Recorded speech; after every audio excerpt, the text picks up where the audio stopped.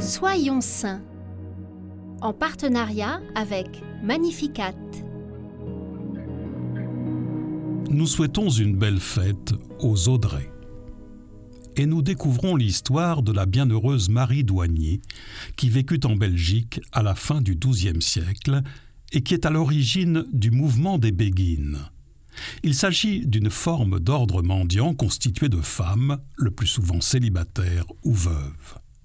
Les Béguines vivent en général dans des petites maisons individuelles regroupées autour d'une chapelle, formant ainsi un béguinage. Marie naît dans une famille bourgeoise, enrichie par l'industrie drapière. Pour autant, Marie reste indifférente à l'égard des robes et des bijoux et désire très jeune se consacrer à Dieu. À 14 ans, ses parents la forcent à se marier à Jean, un jeune homme de bonne famille. Par chance, son époux partage sa soif d'absolu. Ensemble, ils décident de vivre une vie de chasteté et vivent comme frères et sœurs. Plus encore, ils distribuent toutes leurs richesses et se mettent au service des lépreux.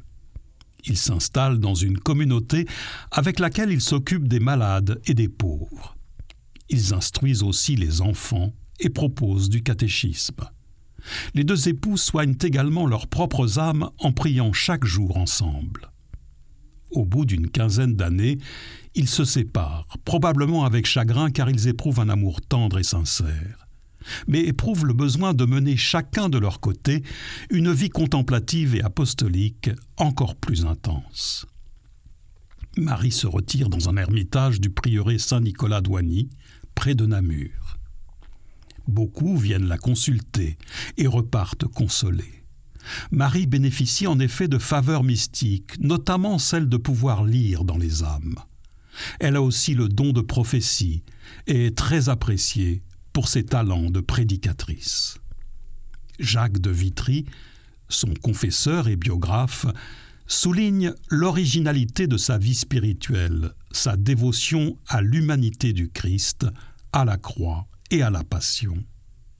On raconte que le pape Grégoire IX s'arrêtait de blasphémer uniquement quand il portait à son cou une relique de Marie Douanier.